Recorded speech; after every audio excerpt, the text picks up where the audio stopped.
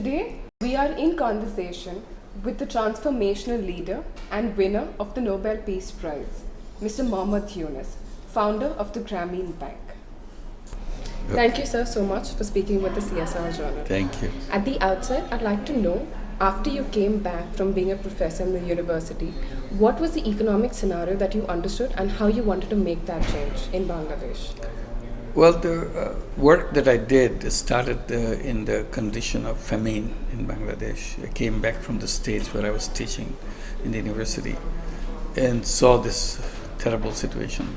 And I was teaching in the university in Bangladesh. And I wanted to see if I can be of some help to the people in the village next door to the campus. Okay. And that's where I started all the work and created many different types of things. One of them grew bigger and bigger, called microcredit. Created a bank called Grameen Bank, focusing on the poorest people and focusing on the poorest women. Okay. That bank has gone nationwide. Now we have over 9 million borrowers in that bank, 97% of the women, and they own the bank. Okay. And it's a very self-sustaining bank, and it's very successful in its work. How difficult was it to get the involvement of women and increase financial literacy for them? It's very difficult because when you do for the first time something they never heard of, they didn't even know the word bank. What's a bank? So we have to come up with ways to remember the word bank. And the Bangla word for a frog is bang. Okay. Which comes very close to it. So we used to make fun of that. If you remember the frog, then you'll remember this. Because they cannot remember what is this. That word never occurred in their vocabulary. So that was the beginning, and the women said, no, I can't do anything. I never handle money. It's my husband does all the thing. I never touch money in my life. Okay. So that was the beginning. So we said, okay, that's not a big deal. Here is a piece of paper. Touch it. It's nothing else. No strange things.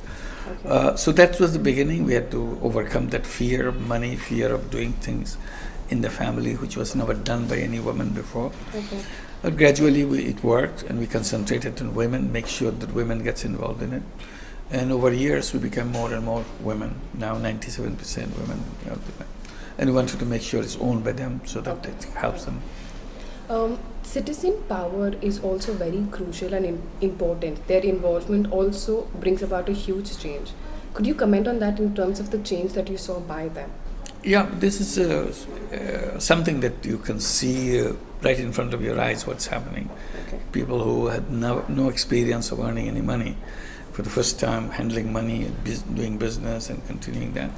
It gives you the immediate impression that human beings are basically entrepreneurs. Okay. If given a chance, they can turn into entrepreneurs. If a literate village woman who never touched money in her life, she can take the money for the first time in her hand and start a business. Anybody can do that. Absolutely. In the whole world. So that's not a big deal. So that's how my thought grew over time. I said all human beings are entrepreneurs. Nobody should be looking for jobs. That's the wrong path. Okay. People should become entrepreneurs instead. Okay. And bring their creative power to change the world, because if you are in a job situation, you cannot use your full power because you're restricted by the need of the company or the office that you're serving. Absolutely. So that way it's not a good thing. So we encourage everybody to take the path of entrepreneurship.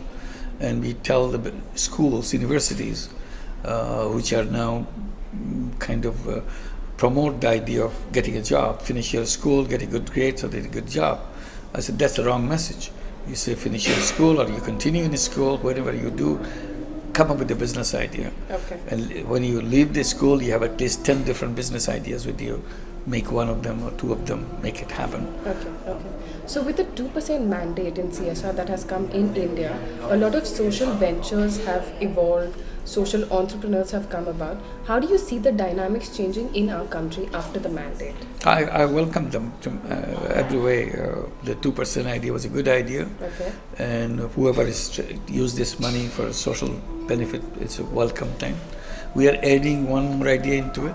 Use this part of this 2%, if not the whole of 2%, in investing in social business, so that it becomes a sustainable business focused on solving problems.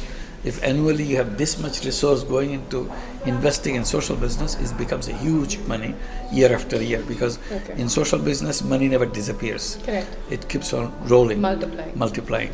So this money will continue to multiply and it keep on solving problems. Each time it will be more creative way of solving problems than it was before. More and more people get engaged in it, more excitement will come, and the problems will get solved as along the way. And this will be some experience which will be available for the rest of the world, because what we do in one country, in one location, if it solves the problem at that locality, then it can solve the problem of the entire world. So it's a learning model for other countries. It's a learning model, it's an operational model. It's a prototype. Once you have developed prototype, all you have to do is to repeat it. And in the process, refine it, improve it, make it more efficient. So this 2% money is a wonderful idea, but it should go into this kind of direction. Charity, which 2% money will go initially. It's a wonderful idea, but one limitation of charity is charity money goes out, does a good job, but money doesn't come back. So you don't have the money to be used again. So you have only one time use of the charity money. But if it's in social business, money goes out, does the work, and it comes back. So social business money has endless life. You can keep on rolling and roll. So that accumulates, that become bigger and bigger. So when you talk about the money multiplying, when I talk about businesses, they are just one part of the solution, and there is only so much incentive the government can give. What do you think are the other solutions that need to come to the table? Everything, every idea that we have, we are not opposed to any idea. Simply saying, as the remarks say, government alone cannot solve problems. Government can create environment for you, policy framework for you, so that you can do good job. Every human being has the creative power to address the problems. So we encourage everybody to come up with ideas to solve problems. There's been a large undermining of the microcredit model. Why do you think it has worked for the communities globally, but has still not managed to alleviate poverty completely? In terms of course, you've brought the tank also in terms of thinking. Tell me a little about that, please. Well, poverty is a complicated issue. It's not just one microcredit will solve all the problem. It has a very fundamental role in it, but it doesn't solve all the things that you can see. And also, even microcredit we have not done in a proper way, not in a nationwide way. It's a sporadic here and there, and of various qualities, and that some are good quality, some are poor quality, some are very bad. So you have lots of mixture. In Bangladesh, we have been doing it for the last 40 years. It's everywhere. Grameen is everywhere. Other microcredit programs are everywhere. So they have created a kind of a framework within which people can see to make a livelihood. And if you take the whole country as a whole, Bangladesh has several achievements. One, it has achieved the Millennium Development Goal number 1, reducing poverty by half by 2015. Where 6 of 8 have been met by them. Yes, exactly, 6 of 8. And number 1 is very important because it achieved that goal by June of 2013, so 2.5 years before the actual goal. So that's a big achievement.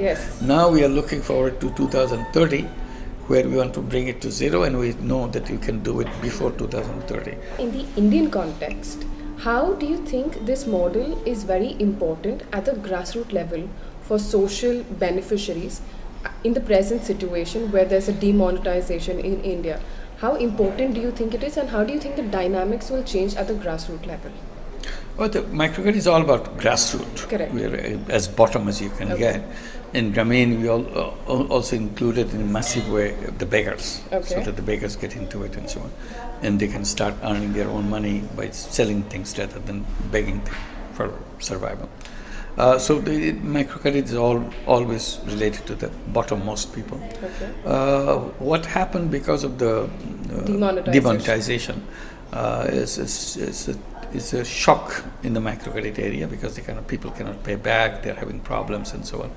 So I would assume that this will be a temporary phenomenon, because it's not only the microcredit borrowers are facing this, many other segments of the society will be facing that.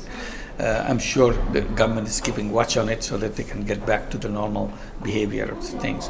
So if it is a short period, this will not make any dent on the microcredit scene. Okay. But if it gets longer and longer, then it will have a long-term effect in the microcredit. Such as people get habituated in not paying back. Okay. Making excuses that, oh, we lost everything, or we didn't have money to pay you back. So people, once you give them the scope, people keep repeating that. Okay. Possible. They may take time and do that. In the meantime, the habit gets affected. Okay. Because you build up this culture of paying back regularly, routinely. Once you break from that, it will be difficult to bring them back if its period becomes longer and longer. Okay. Technology plays a very important role to bring the people forward and financial assistance. So with the whole digital India scenario presently, how do you think things have changed for us? Oh, everything will change. Digital and technology is going to change everything. 10 years, 15 years back, you didn't have the phones in everybody's hand. Yes. People never heard of this phone before. But today everybody has a phone, everybody's calling, everybody's doing emails and text messages everywhere. And this is in 10 to 15 years' time that's happening. Yes. Imagine what will happen from now, 15 years later, Okay. in technology front in India. Don't try to figure out the rest of the world, just India. You cannot even imagine. If you imagine, you have to imagine in terms of science fiction. Okay. Because that's the kind of thing will happen. It is difficult even to imagine. So the technology is pushing people in a completely different way. Okay. Things which are here, it will become obsolete tomorrow. You'll laugh at all those things. You remember the first mobile phone came? Yes. If you had it, it will be museum piece. Everybody laughs at what it is. Things probably we're using now, 15 years later, we'll look at it and say, how funny. We are so proud of these things we are carrying around and so, oh, we did this. And it looks so funny today. That's the kind of obsolescence we are going through. Technology is moving fast. That technology can be used for purposes, good social purposes. How to make the banking for the poor people much easier, much less costly, reaching out to everybody, convenient to pay back, and everybody reaching out to services, financial services, all types, not just loans, all types of financial services. Okay. So if we put our mind into it, if you're not don't care about it, of course it will not get there. So technology can be mobilized, can be adjusted or created to make that happen. That's the challenge for us. So we're going to become more bankable now with the technology. We are always bankable. Yeah, Simply but technology the ease of technology is technology becoming didn't got us in. So technology will get us in. Okay. India is encouraging banks to operate in the microcredit systems with profit also. How do you see that in a good light or a bad light? What I have been saying, particularly in the context of what happened in microcredit in the past, all the crises that took place, at that time I was very vocal about that. I was saying there are right microcredit and there are wrong microcredit. So we have to distinguish where the line is drawn. And I say, another way you can describe it as a social microcredit. Microcredit that we do is we're not interested in making any money whatsoever, personally. It's a sustainable business, to run business, to reach people. It's helping people is the theme of the social business, not making money for anybody. There's another kind called commercial microcredit, where they want to make money for themselves by profit and so on. So I said we are not in the commercial microcredit. We don't like the commercial microcredit because some of them tend to become the loan sharks. Yes. So that road becomes open for them to go in that direction. We don't know who is standing at which side of the road and how far on the road. So social microcredit is a very safe one. Okay. Nobody is going to make money out of it, so we concentrate on doing the people. So do you think we are in the right space? Do we have the correct framework to work on the same steps? Not yet. Not yet, because there are some restrictions like interest rate cap and so on and so forth. But still, you can make money out of that in a reporting system and so on. So I feel comfortable with making it completely social business, so that I don't have to worry who's kind of moving away secretly, underhandedly, and so on and so forth. So I would better do that. But I will not discourage the people who are close to that, making a little money. It's okay. But little money means what to whom? I don't know. To what extent? What bracket? What framework? How does one deal with the interference of the political system? Back home also you face the same issues. And how do you think private money lenders are affected by this? when the political system feels a little threatened, looking at the microfinancial policies and institutes, how do you think we can keep away the political interference? Bangladesh has done well because we never had been interfered by the political processes in the operational part of it. But India, we heard that yes, particularly social self-help groups and so on, political influences are used and so on and so forth. So that's different. Okay. But Bangladesh never had that. What's your take after the 2% CSR mandate? Well, it's a good step. It's a good step. 2% is a lot of money. Okay. And if this can be used for social businesses, that will be a tremendous impact in solving problems. Okay. And businesses can get involved. People come up with social business ideas. They can get involved. And that money will be accumulating. It may be rolling. It will not disappear. Okay. So you have two options. Either give it as a charity Okay. and help the traditional way, or use it as a social business. Okay. So that it keeps rolling, it continues to expand, more and more new ideas keep coming. Okay. Or mix some part of it in charity, some part of it in social business, Absolutely. whichever way you want. Okay. My last question to you. Could you tell me very briefly what is CSR to you? It's important, but that doesn't solve all the problem. But since there is nothing else, so this is only one hope. At least India did it 2%. Okay. Many other countries did 1%. Many countries don't have any requirement at all. So but compared to that, I think this is a good step. The 2% money is set aside. Now the question is how to make the best use of that money, Okay. so that it has the biggest impact possible. And social business can make it happen. Social business is one, and technology. If you combine both, them. this is a tremendous impact. Okay. And new ideas will come, creative Okay. ideas. You've always had transformational ways of working. Thank you so much for sharing your ideas and you. insights with me. And as you always say, work with a smile. So you. thank you so much for being with us on the CSR. Thank you.